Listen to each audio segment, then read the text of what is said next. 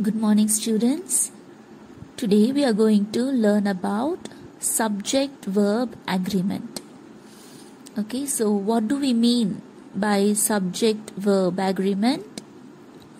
We know that the subject in a sentence consists of nouns or pronouns, or it could be a combination of noun and pronouns. So it is essential that the verb in a sentence must agree with the number of subjects. Okay, this means if a subject is singular, then its verb must also be singular.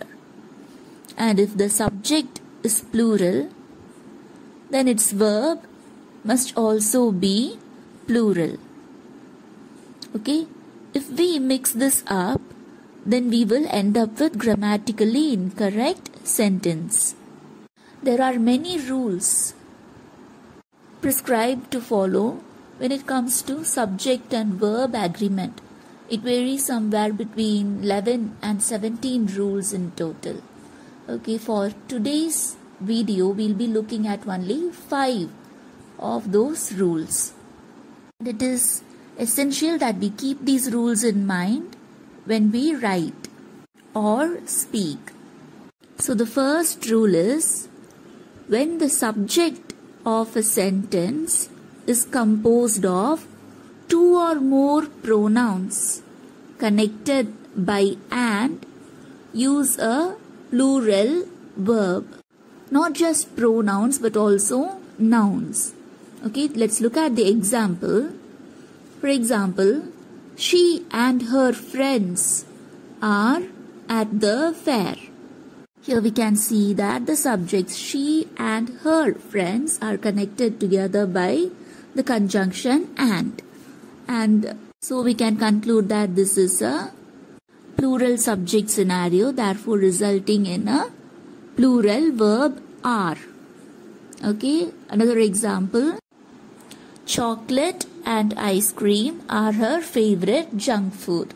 Here the nouns chocolate and ice cream are included here. So it should be followed by the plural verb are.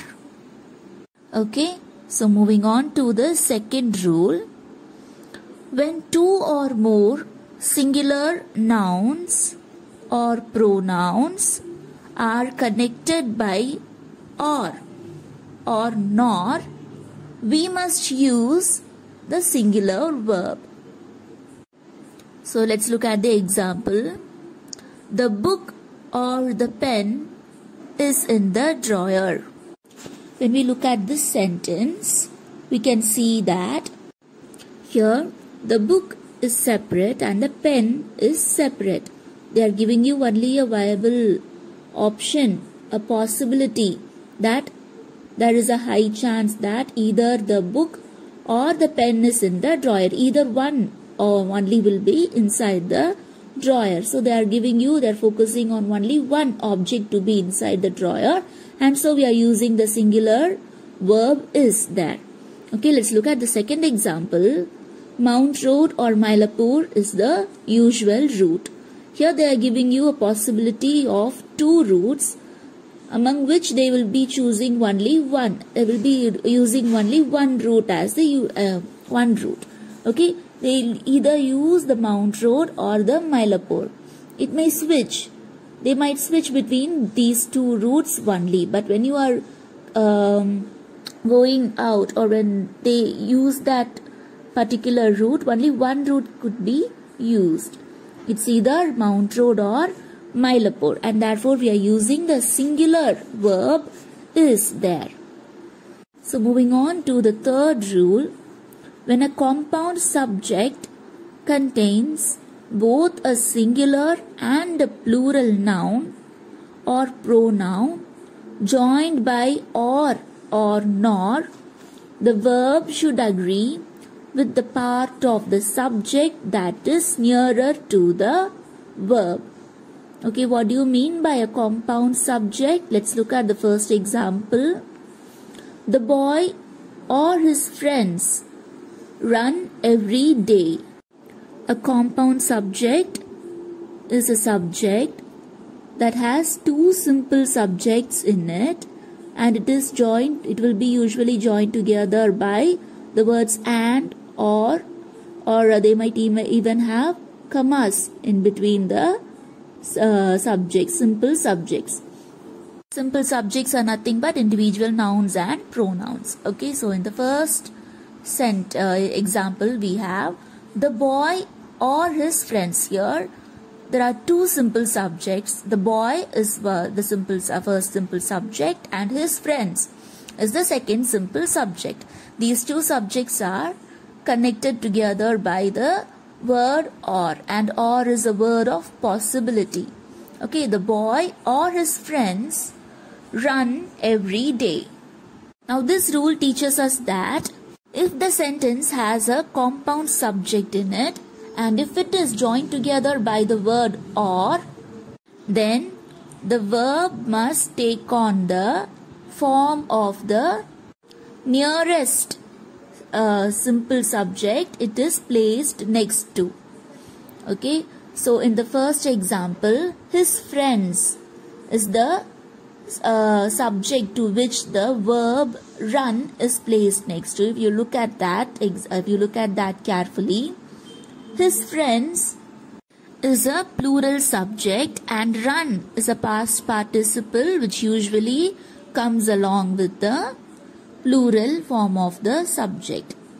Okay, so if you look at the second example, his friends or the boy runs every day. So here a complete reversal happens. His friends, that is the plural subject, comes in the beginning, followed by the word of possibility or joining word or, followed by the singular subject the boy, and then which is followed by the verb form runs, which is a verb form used in the third person singular subjects. Let us look at the fourth rule. Doesn't is a contraction of does not and should be used only with a singular subject. Okay, this one is pretty easy. Let's look at the example. He doesn't like it. John doesn't sing. It doesn't matter to me. So here the subjects are all singular and so we are using doesn't. Okay, the next rule, last one, the fifth one, don't is a contraction of do not and should be used only with the plural subject. Okay, so the exception to this rule appears in the case of the pronouns I and you alone. Okay, with these pronouns, the contraction don't should be used. Okay, for example, they don't like it. I don't speak Chinese. We don't have time. So we use don't only with first person, second person and plural pronouns. And when I tell first person and second person, it means that we should use it only with the pronouns I and you. Okay? I'll repeat the examples once more. They don't like it. I don't speak Chinese. We don't have time. You can also add in another example. You don't know the answer, etc. Okay, so students, let's wind up with 5 rules today.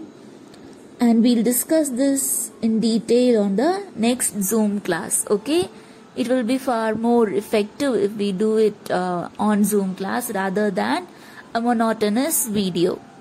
Alright, so in the next Zoom class we'll discuss subject-verb agreement and we'll finish off active and passive voice as well. Thank you.